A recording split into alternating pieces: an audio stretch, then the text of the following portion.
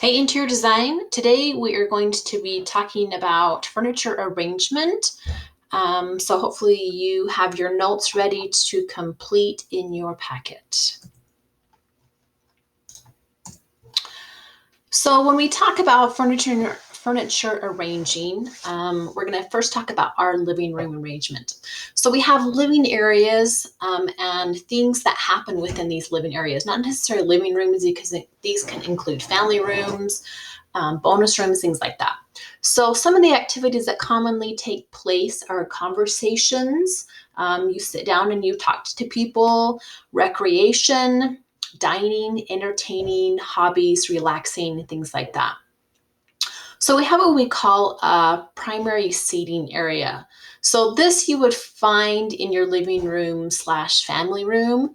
And the ideal diameter, meaning how large it's going to be, ideally is 8 to 10 feet.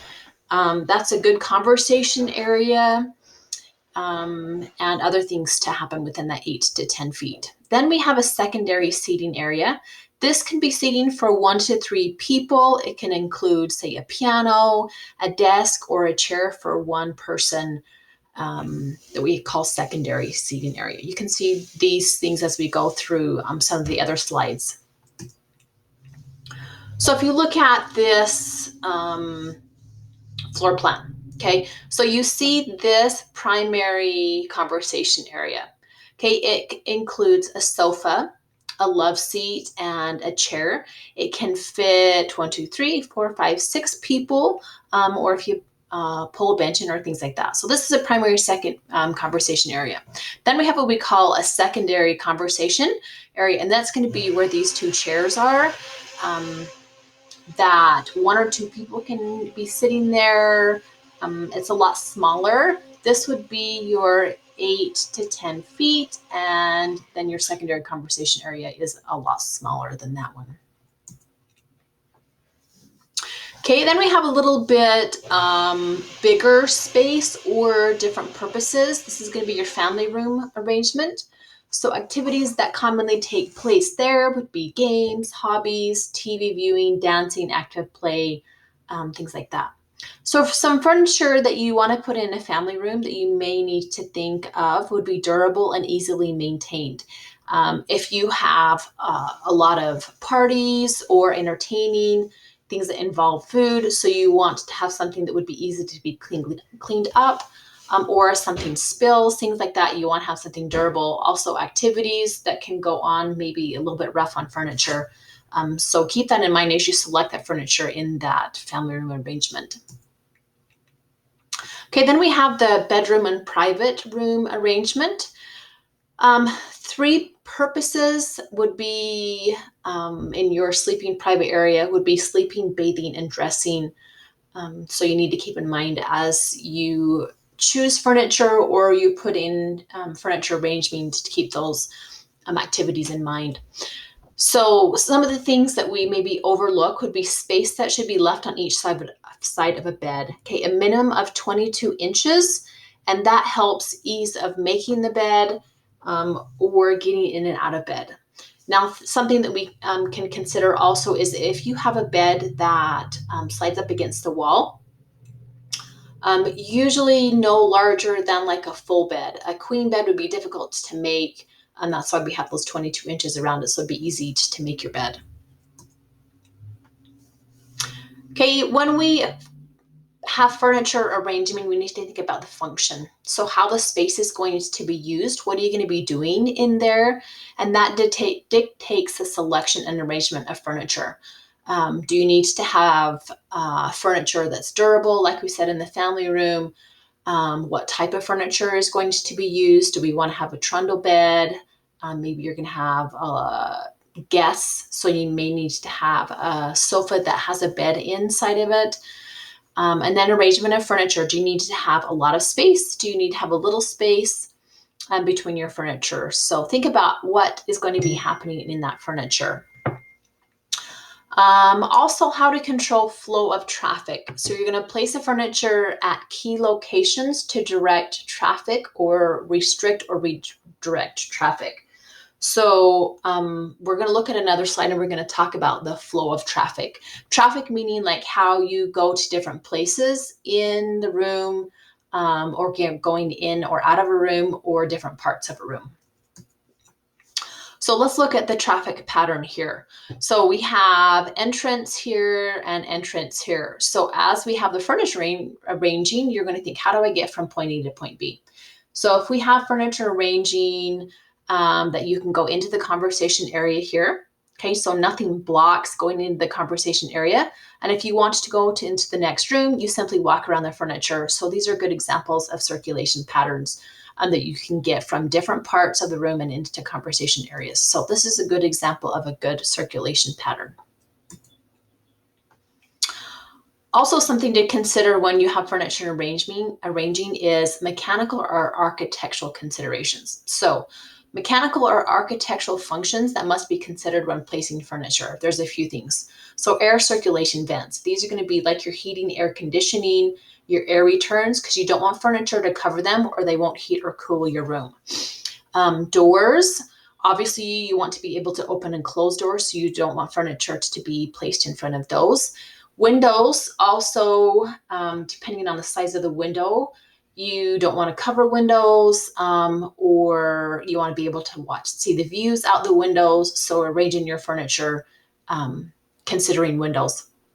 Electrical outlets also, that say you need to use electrical outlets. You don't want to cover them on the wall with large pieces of furniture, or if you need electrical outlets, maybe placed by like a side table where you need to plug in a lamp or alarm clocks or things like that. Phone jacks. Not really, unless you have traditional phones in your house that you need to plug into a wall. These are being less and less used because of the use of cell phones. But if you need to have some type of phone jack for maybe internet or things like that, consider that also.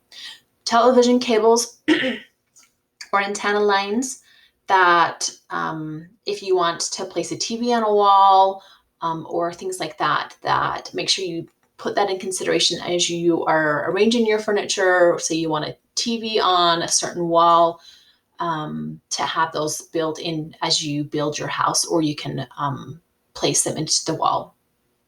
Fireplaces also. So you usually, if you have a fireplace, that can be a focal point that you want to arrange your furniture around, a focal point in the room.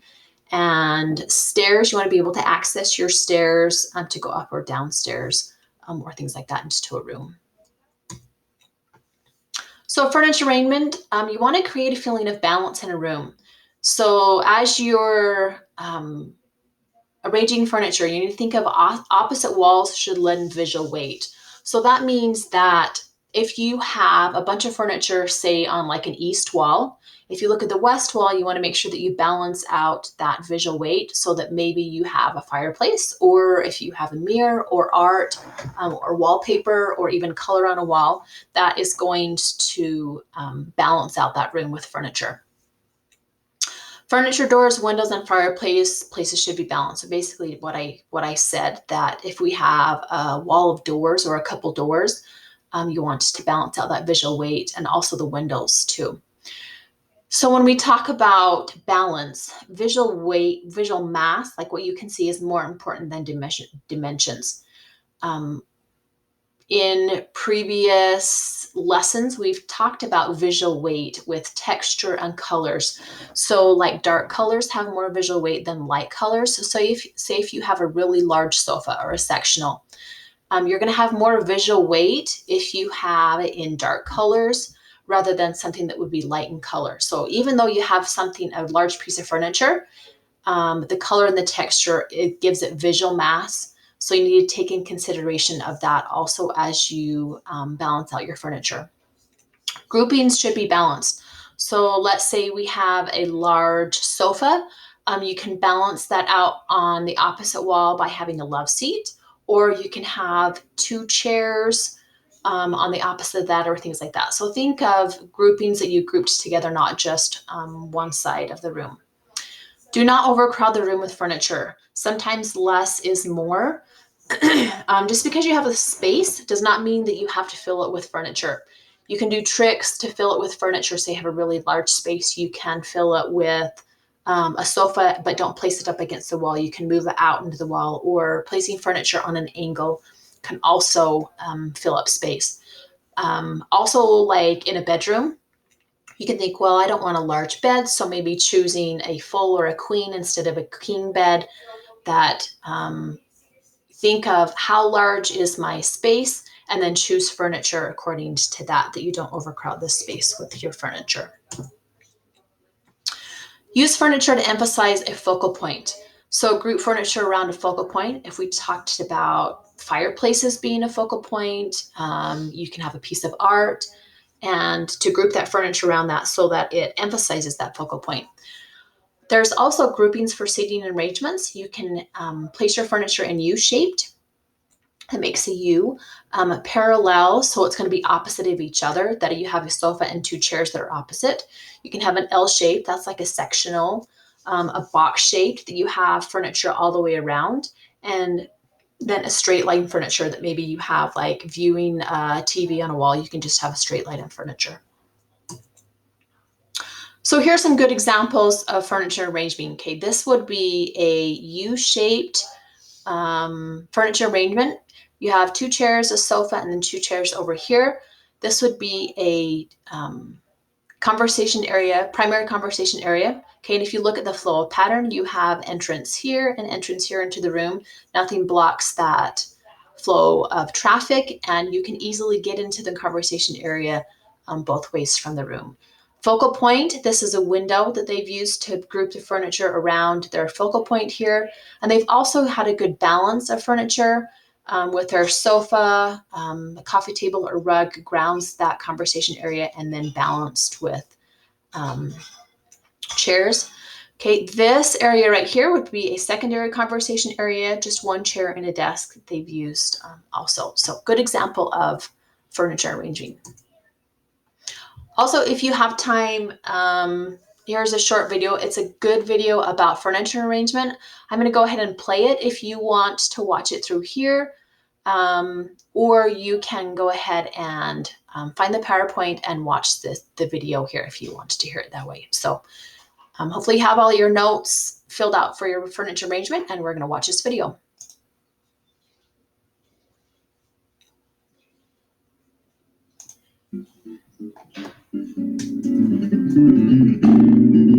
Hi, Tori here from ToriToke.com, the place to be to create a home buyers will find irresistible. This week, we staged a one-bedroom apartment in the West Village. One of the home's major flaws that the realtor and I both agreed on was the furniture in the living areas. Arranging furniture is an important step in home staging because it dictates how the buyer will visually see the space. We want to avoid overwhelming the room with furniture, rather focus on the space and flow of the room for maximum buyer appeal. With staging this apartment at 281 West 11th Street in the West Village, we used a combination of the owner's current pieces while incorporating some rental furnishings into the space. In this video, I want to share with you the reasoning behind our furniture arrangements in the home's living room and bedroom. Prior to staging, this was the living room. The only furniture in the room was a futon and an IKEA coffee table. The room lacked balance because all the furniture was on one side of the room. The room also wasn't functional. How could you watch TV, entertain, or have a conversation? There wasn't enough furniture in this space, and the futon was making it feel more like a studio than the living room it needed to be.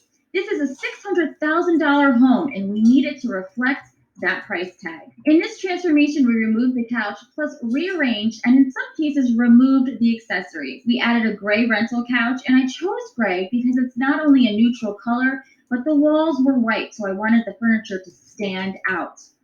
We reused the coffee and side table the owners had. I wanted a white rug, so again, the couch would become the focal point.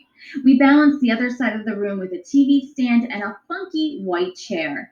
We also added a chair near the built-in, which could be used at the desk or face towards the couch when entertaining. Just to show you what I mean when I say balancing the room, here is the floor plan of this home. Before staging, this is what the room looked like. We had a rug in the middle of the room. And they had their couch here, which was a good location for it. And then all else they had was this IKEA coffee table. And that's it. So, as you can see, this entire left side was left empty. And so it makes it feel a bit off. So, when you're thinking about rearranging your furnishing, the first thing you want to do is create a floor plan like this. Then what you want to do is separate the room into 4 sections, and you do that by just dividing it into 4 sections. 1, 2, 3, 4. Now, there should be an even amount of items in each section, but as we can see in this current arrangement, there is nothing on this side. Now, in the after, here's what we did on the floor plan. We kept the rug, and we put a new couch, but we kept it in the same location. We also used a side table that they already had in the bedroom over here, but we added a TV stand, and we also added a chair over here by the desk, and we added another chair on this section, on this side of the room. Now, again, if you section off the room into 4 sections, 1, 2, 3, 4, you'll see there's furnishings in each section of the room. And so this is a good way to arrange your furniture. Now, while I have this floor plan up, I also want to say it's important to think about the traffic pattern in the room. So this is the entry right here into the apartment. And so this is the first wall you're going to see. So you want to make sure that you have your focal point here. But you don't want to distract people from coming back here, because this is the rest of the apartment. This is the entryway to the rest of the apartment back here. So we need to make sure, and I'm sorry, I forgot, there's still a coffee table there. But we need to make sure that we have a traffic pattern that's going to flow, and that there's furniture not going to be in the way. And so buyers can easily walk this way and continue through the rest of the house. And so that's an ideal traffic pattern. Now, if you're living in the house, you can also easily come from the kitchen this way and go to your desk. So there's actually 2 traffic patterns here in this one room. Before moving on to the bedroom, I should explain why I chose to place the couch on that wall.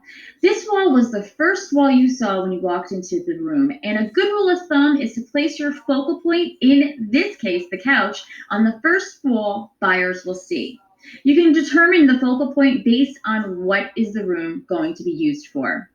While a couch or fireplace could be the main focal point in the living room, in the bedroom, the focal point is the bed, obviously. So here's the bedroom prior to staging. It's a small room, and the bed is extremely large for the space. Now I want to note here, when I saw this room prior to staging, it housed a day bed, and that was up against the same wall, which saved on room, but it's not an ideal piece of furniture to showcase a master bedroom. So we got rid of it. So in the bedroom prior to staging, all they had was this large bed here. And so all of this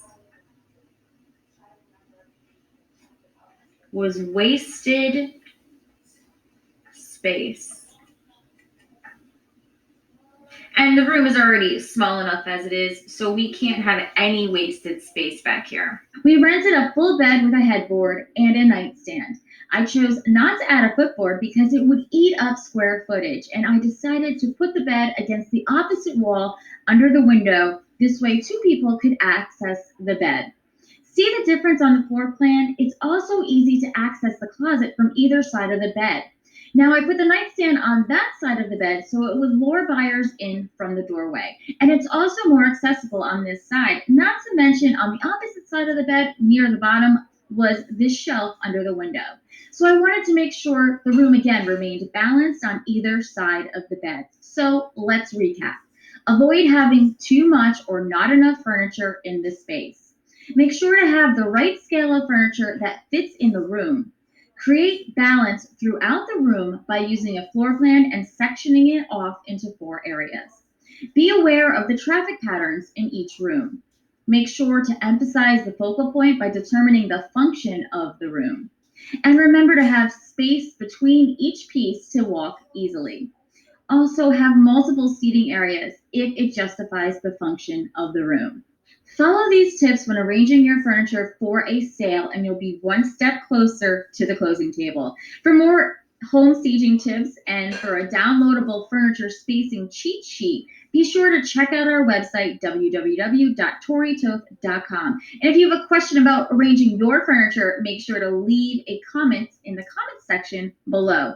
Until next time, I'm Tori with toritoth.com.